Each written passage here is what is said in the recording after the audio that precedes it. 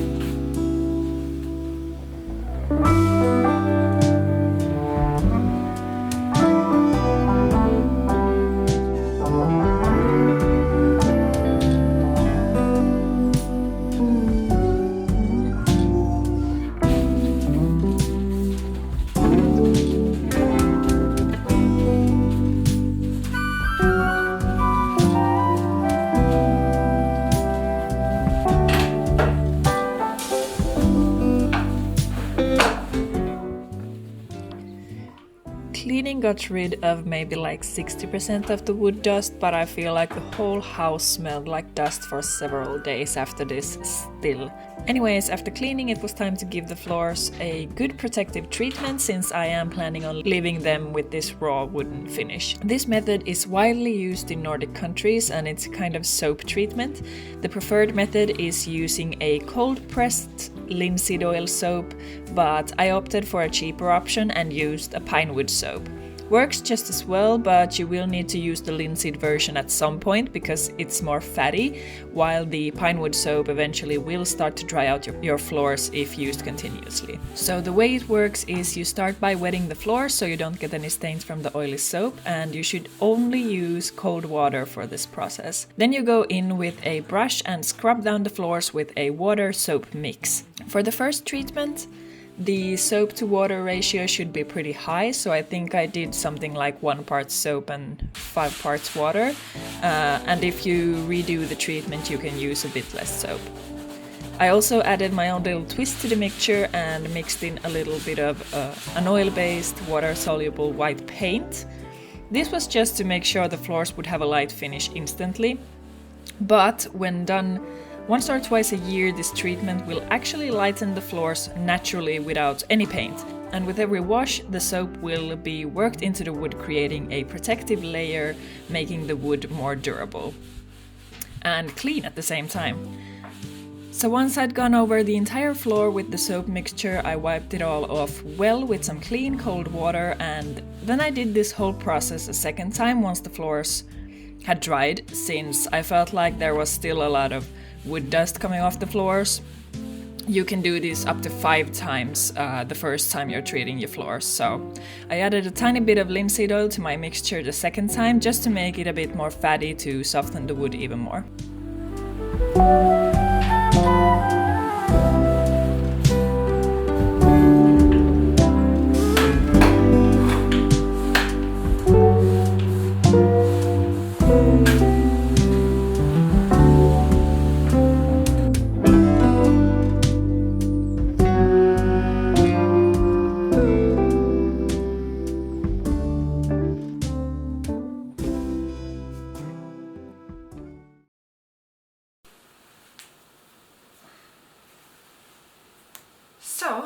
I have finished the second soap washing of the floors, and there are some spots where I couldn't fully get the old whatever was on it. I couldn't get it sanded off no matter how hard I tried. I even tried after washing it once. It's really stuck on there, so I just gave up and I'm just going to leave it as it is under the radiator. I'm guessing it's just because it hasn't really had a lot of wear and tear because it's under the radiator. I don't know if the heat from the radiator also might have done something to it to really get it to get stuck on there. But anyways, I am happy with the floors now. I really wanted a sort of natural wooden look to it. Yeah, there is still a lot to do with the ceiling, so I won't be getting to furniture probably a week at least, but I do already have my couch. It's out there, still in the packaging. What I have been doing now is searching for a coffee table. I would prefer to find something sort of special. With all my furniture, I always prefer to find a one-of-a-kind piece or a handmade piece, or even making something myself. So it just has a lot more value that way for me, and I also really like the process of finding something that is just right. I haven't found anything yet, but I'm going to continue looking. The couch I did buy new from the store. It was too big of a challenge to tick off all the boxes. So that one I had to buy new, but if I can, I usually want interesting pieces. And speaking of interesting, I actually did a pretty interesting find at the thrift store. While I was looking for curtains for this room, I actually found something else. I found this absolutely beautiful kitchen scale. I mean, just look at it. It's like a piece of art, honestly. And that is what I like for everything in my house to be.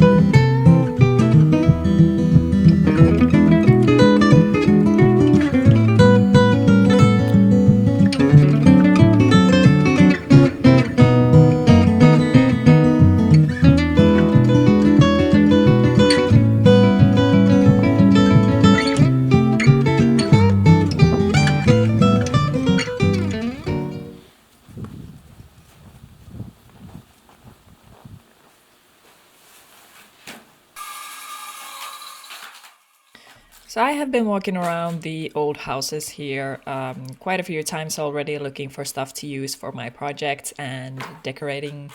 And I thought I had seen everything. But then the other day I noticed this box here that I have looked at before for something else and figured it wasn't good, but then I just forgot about it, and now I realized this could actually make a pretty good living room table. I just need to figure out how I am going to make legs for this. I also had an idea for the baseboards for the living room.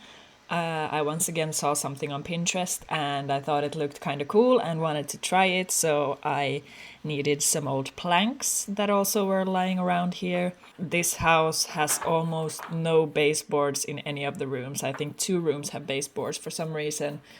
So I'm gonna try out this thing for the living room and see if I like it, and I might do it for the other rooms too, if it fits the aesthetic.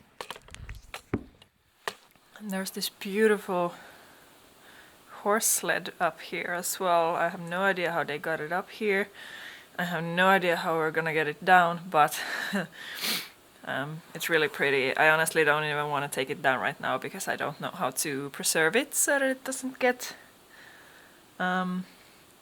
wet. It's a little broken back here, but yeah, really pretty.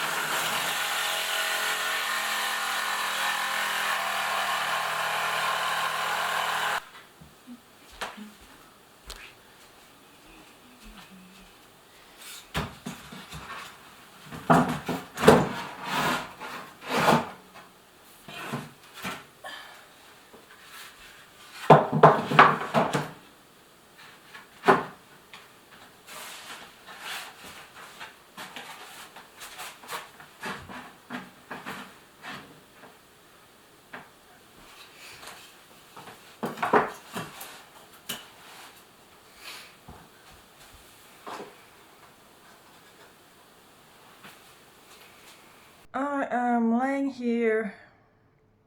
Got something in my eye.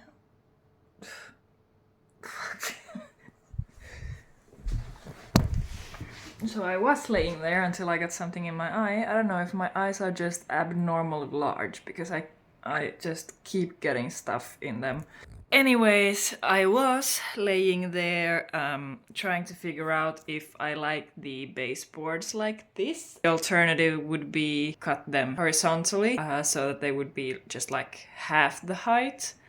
The problem again are the panels that are going horizontally on the walls. I feel like it looks kind of stupid. I hate those panels, but I'm trying to work with them because they are perfectly fine material that was already here.